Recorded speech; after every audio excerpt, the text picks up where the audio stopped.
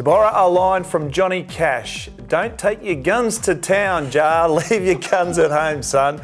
Hello and welcome to another edition of Fox Sports Lab NBA. I'm Ben Dixon, your host, and with me the two NBA experts, Jaymz Clements and Ja Heverin. Welcome, boys. Dicko, good to see you. I think we've got some good stuff coming. We've got some great stuff coming, and just while we're on that, here are a couple of bullets, boys. Oh, the next one's going to come even faster if you give me any cheek. All right, coming up, has Ja Morant derailed the Grizzlies season? We have a close look at the red-hot Knicks and more big calls on this weekend's action.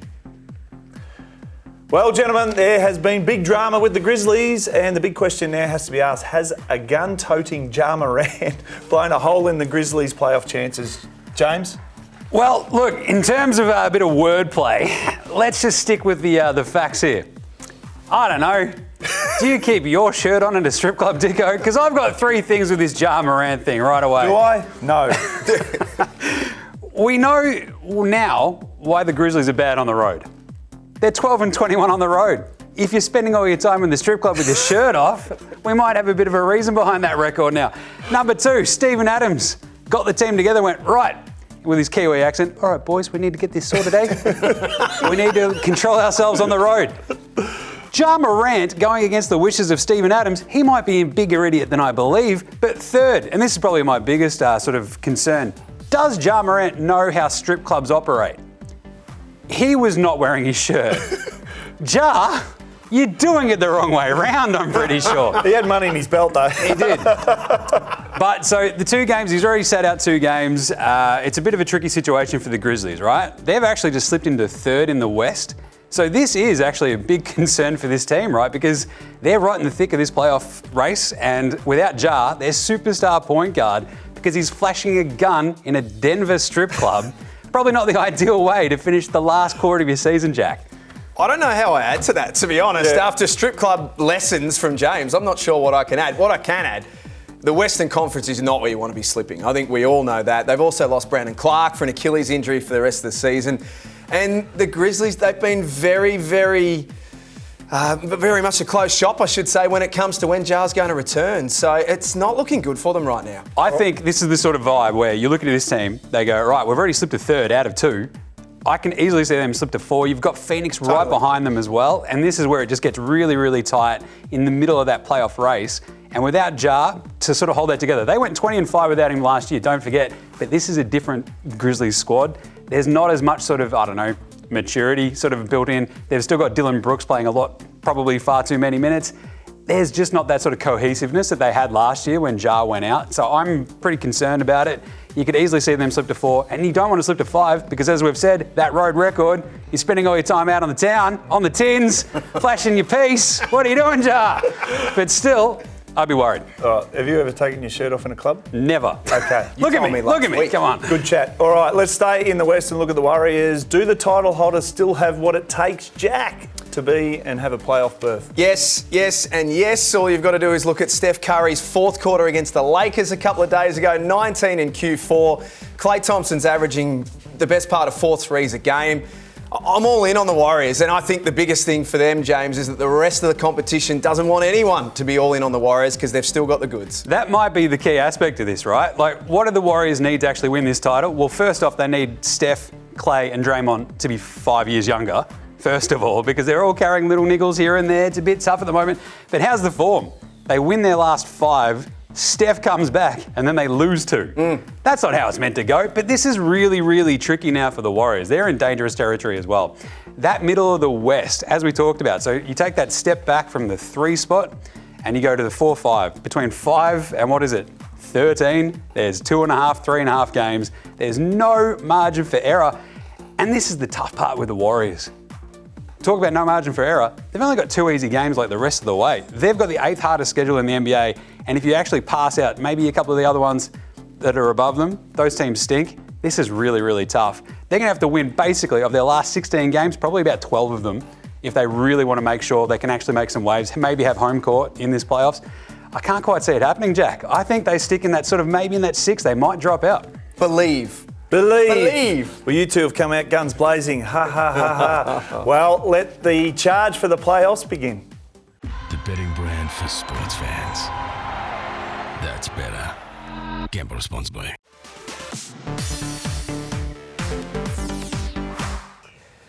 Is there a hotter side in the NBA right now than the Knicks? They rolled the Celtics in overtime on Monday and they've closed within a game of the fourth place Cavs. James, they are on fire right now.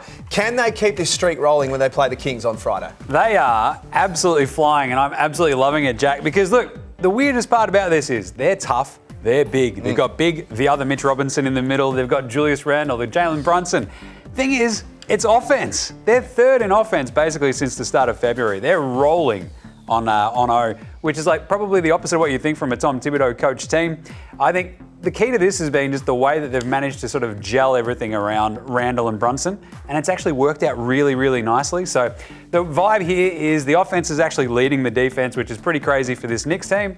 And I do think this actual matchup they're getting on Friday against the Kings is going to be absolute chaos. This suits them, do you think? I think so. This is going to be a shootout all of a sudden. I think the Kings might pop them because they're at home and they're awesome.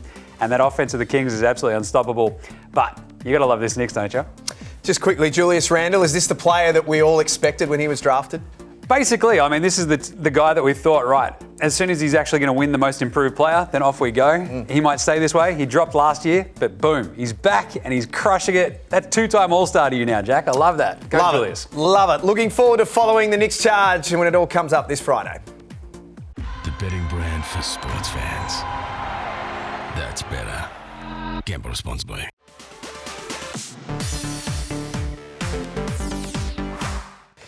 Well, the six-man race all of a sudden has a brand new entrant. Emmanuel Quickley is coming, you guessed it, quickly.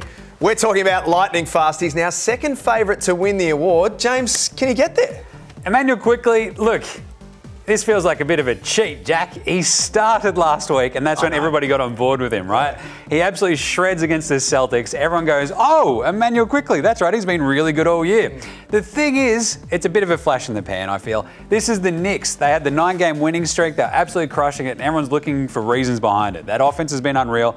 Quickley's been coming off the bench, and he's been lighting it up. But really, look, I can't give it to Quickley. He just doesn't have the track record all the way through the season. He is that sort of prototypical Six-Man of the Year award candidate where you come in, fill it up, crush it. You're on a half-decent team, which the Knicks are obviously this year. But my pick's still going to be Malcolm Brogdon. Yeah. He's done it from the start this year, coming off the bench. El Presidente, Malcolm Brogdon for the Celtics. This is like one of the best teams in the East. He's been unreal, and he's actually got better stats right across the board than Emmanuel Quickley. So it's actually pretty hard to make that sort of actual case for Quickley. Consistency's got to mean a bit in this award, and as much as Emmanuel Quickley's been fun to watch, he might not get there. We are going to keep a very close eye on the Quickley race for the Sixth Man of the Year. The betting brand for sports fans. That's better. Gamble responsibly.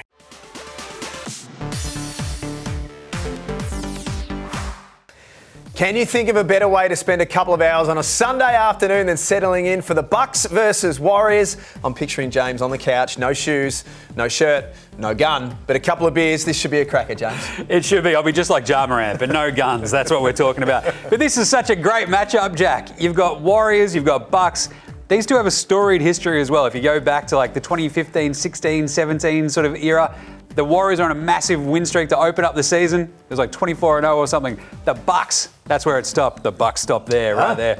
But I think the Bucks have since won 6 of the last 9 matchups since like March 2018. So you can see that this is a bit of a matchup problem for the Warriors. Even though they got Steph back, they've lost the first 2 games that he's returned for. I just think Giannis, Jrue Holiday, Chris Middleton, even Brook Lopez. It's just a really, really tough matchup for this Warriors team, who are really sort of been scuffling along, trying to get the actual matchups right, trying to get their lineups right. I just don't think they get there. I think the Bucks can win this one pretty handily. Hit us with a multi. Well, I'm going to go Giannis, 35 plus points. I think he has a massive game. They've got no one who can check in without Andrew Wiggins, who's out for personal reasons at the moment. 35 plus points, 15 plus rebounds. Let's go 8 plus assists. We might as well go with Giannis triple-double at that point. Jrue Holiday, though, he's the key. 20 plus points. Bucks win. I love this. This is the 3rd best road team versus the 5th best home team. It's going to be an absolute ripper, Jack. Bucks are on fire right now. Can't wait for this one on Sunday. It should be an absolute cracker. The betting brand for sports fans. That's better. Gamble responsibly.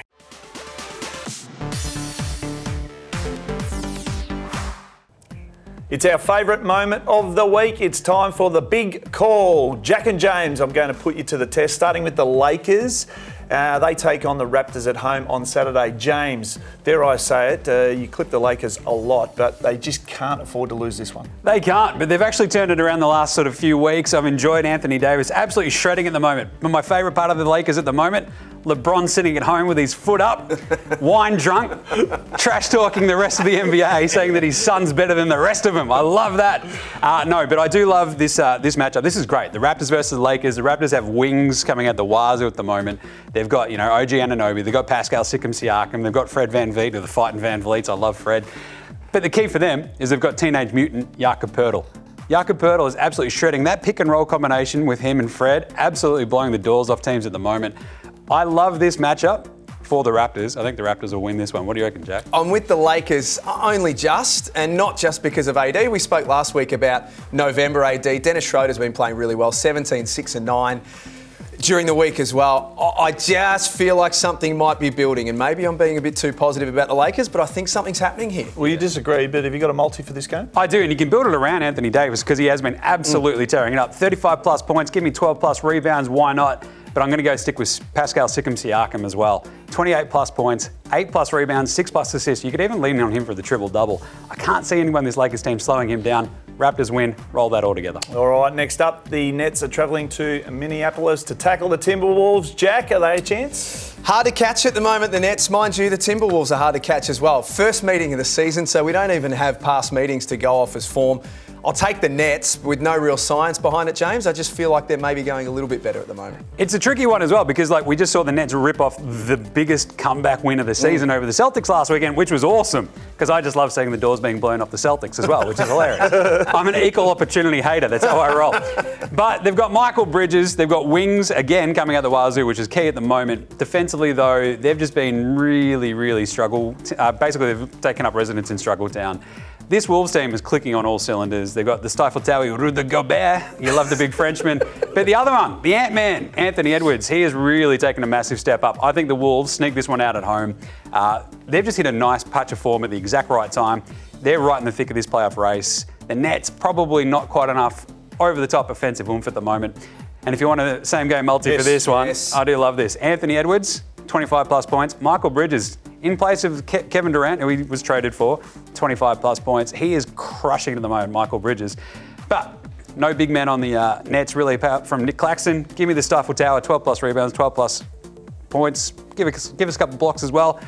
Doesn't really matter about the blocks. Wolves win. Off we go. All right, James, I'm going to stick with you because the Red Hot Knicks have flown across the states taking on the Clippers. This is a big ask, isn't it? It actually is because this Clippers team is a tough ask for pretty much anybody until you actually then play them. Oh my God, Russell Westbrook walks in.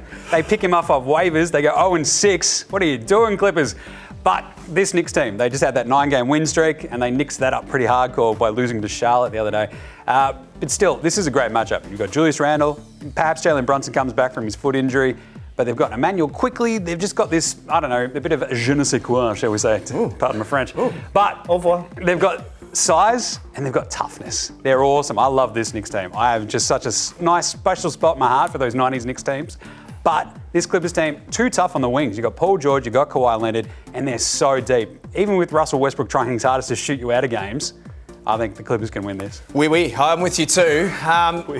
They'll sort this Russell Westbrook situation out. I think they've given it a chance. They've given him a chance. It ain't working the way it's going at the moment, so they've got to go back to their studs, and I think they'll go back to Kawhi, they'll go back to Paul George, and I think that will be good enough for the Clippers to win here. What about your multi? Well, this is the tricky part. I want to lean on the Clippers, but the Knicks are the best road team in the NBA. Like, they've been awesome all year. They've been so good, so tough. Clippers are 23rd at home, but really, I just feel like this is a bad matchup for the Knicks. That wing combo is just too good.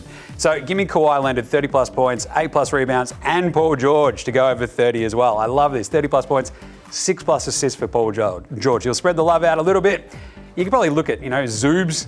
Big Ivica Zubac in the middle. I love Zoobs. But the Clippers win this, so lean on their two big wings. Clippers win.